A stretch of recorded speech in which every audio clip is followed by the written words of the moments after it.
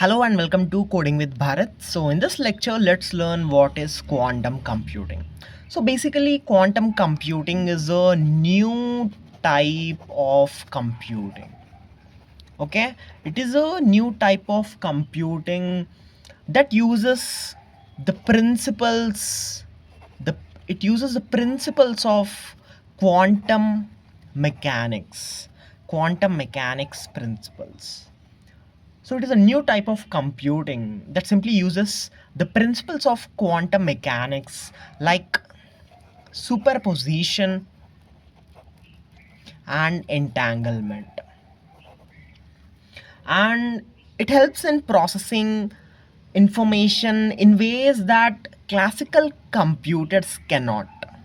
Okay, it means quantum computers have highest computational power compared with the classical computers. So that is why they process information in ways that the classical computers cannot.